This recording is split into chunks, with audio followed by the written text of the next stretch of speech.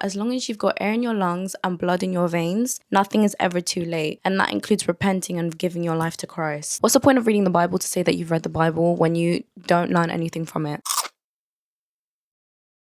Welcome to Sweet Talks, the video podcast where I talk about anything and everything under the sun, above the sun, and we even talk about Jesus Christ himself, the Son. Firstly, Merry Christmas and a Happy New Year. I'm still recovering from the flu and I've been so MIA recently. I'm not gonna lie. I've been taking this Christmas period as a chance to really relax, but here I am. To be honest, I treat January or like the first couple weeks of January as a chance to get myself into routine, see what works, see what doesn't. It's kind of like my test trial week, test trial month, which sets the foundation for the rest of the year. Okay, so some little life updates. My biggest achievement as of yet actually is I'm officially a qualified first aider. I know, thank you. Who would have thought? My training happened the first day that we went back to work. It was really good. It was 16 hours long. That was spread between 2 days. I feel pretty confident. I know how to use a defib. I know how to do chest compressions. I know what to do if someone has hypothermia or food poisoning or if someone is choking. Recently, I also had an event planning of a birthday party at my workplace. Someone hired out the space and I was able to, I guess, lead because I'm a qualified first aider. In today's video, I wanted to talk about how to bring Christ into the new year. Why are we bringing God into our lives in the first place? The simple answer is that we're not meant to carry life alone. If you look at life as a whole, we've got 70 to 80, and if you're maybe lucky, 90 years of life. And that first 20 years were spent navigating the environment around us. There comes a point during our lives when we look at it as a whole where we actually think, is the whole purpose of life to get a job, settle down, get married, have kids, maybe go on holiday once a year and call it a day?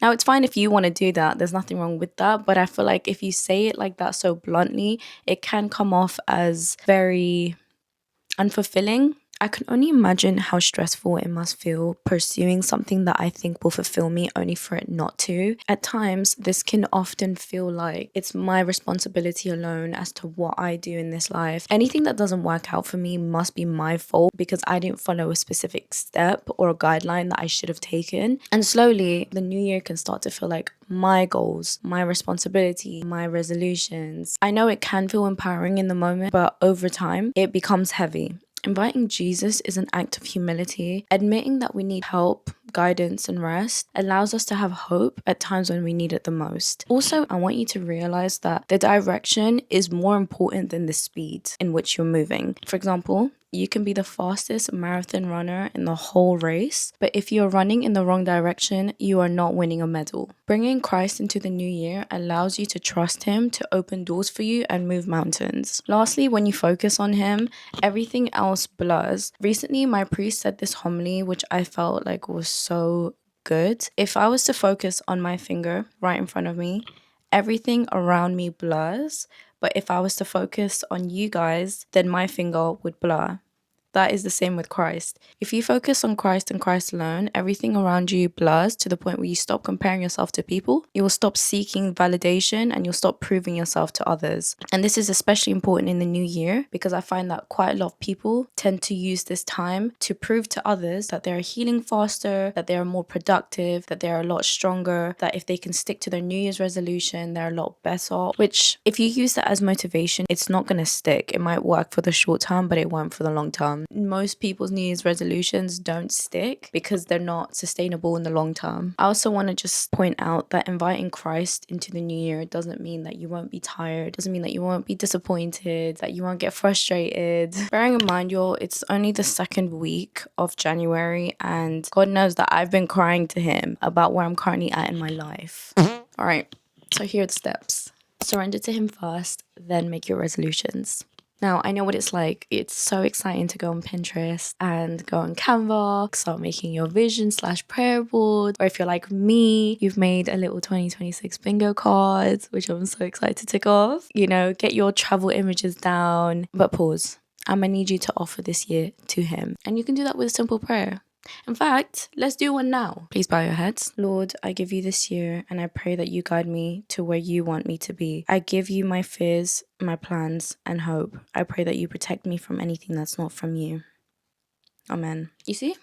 Very easy. You're working alongside God. This is what it means to surrender your resolutions. For example, let's say that you are a landlord and you want to make these really nice renovations in your house. You've got all these nice plans. And so you hire a contractor and you tell him everything that you want done in this house. The contractor being God. You tell him that you want extra windows in your kitchen. You want a bathroom in the attic. You want underfloor heating. Amazing. We love that for you, sweetie. Now, the contractor goes over your plans and he says, yeah, everything is possible except one thing.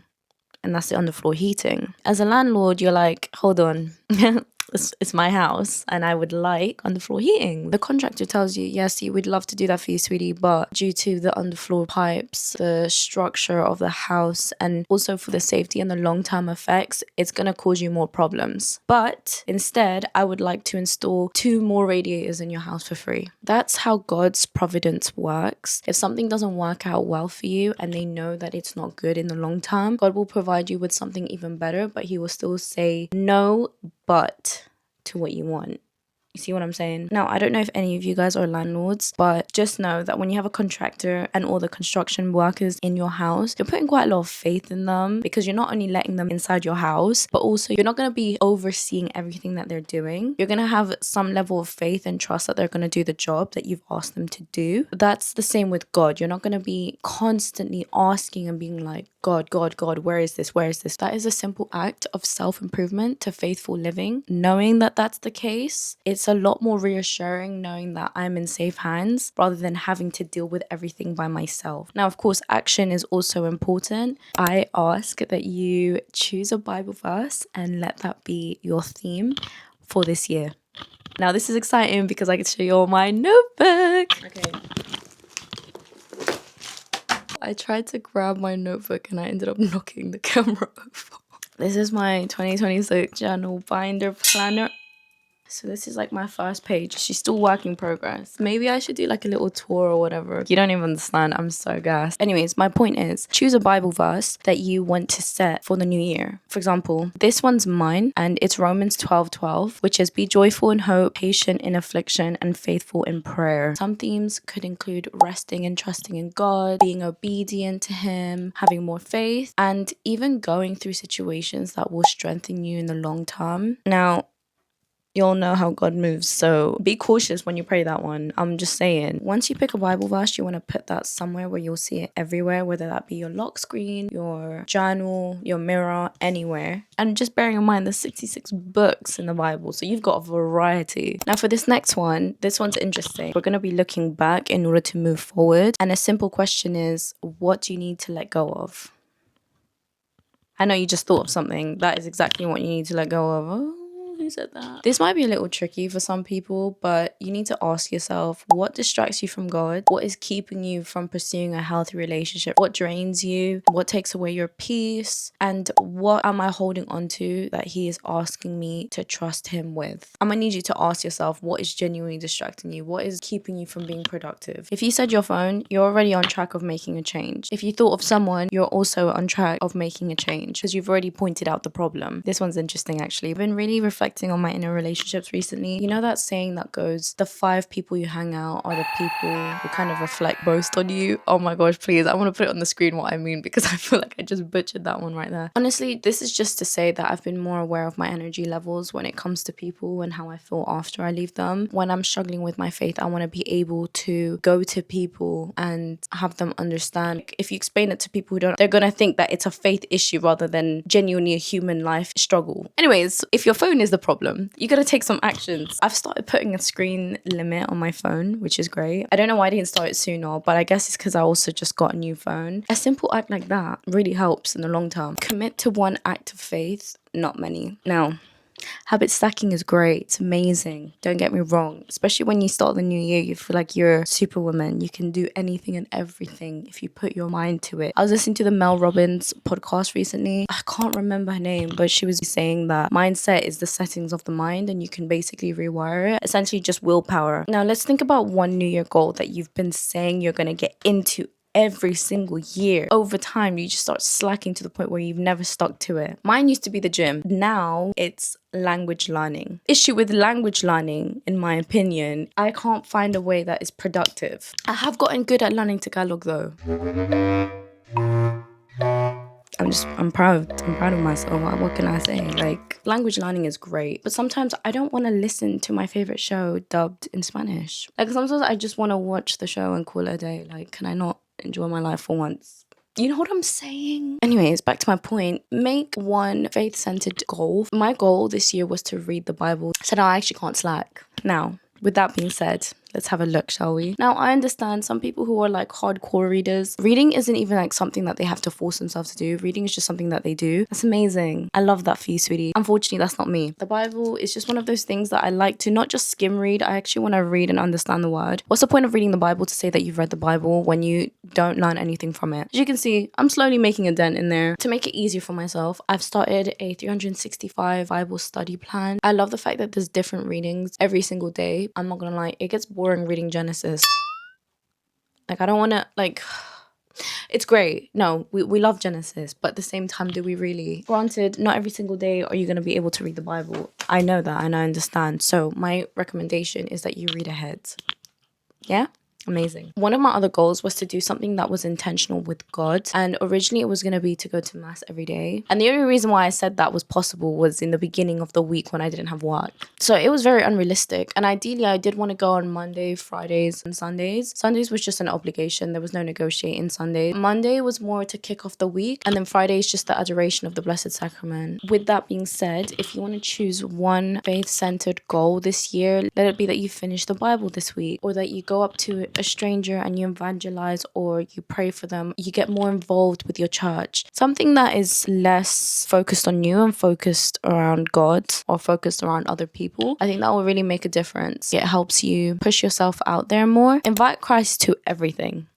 And I mean everything. In 1 Corinthians 10:31, it says, "So whether you eat or drink or whatever you do, do it all for the glory of God." Your words have power. So whatever you do, invite Christ into it. Thank God for being able to have food that's going to fill you up. Pray for the people who've prepared the food. Pray for people who don't have food. Thank the Lord that you have these transportation links or that you have the ability to move. You know, gratitude actually goes so far. And I find that the more you do it, the easier it becomes reaching out and having a relationship with God, compared to praying to him once in a while and having these very sophisticated formal prayers. And there's nothing wrong with it, firstly. I find that it becomes very divided and you sometimes feel a bit uncomfortable to build that relationship with Christ, which is not what he wants. Someone explained this to me once and they said that being in a relationship with God is almost like being in a relationship with a loved one. I would assume that you'd vent to them, check up on them, let them vent to you, just kind of letting them know even really weird stuff like, by the way, yeah, there's so much traffic on the M5.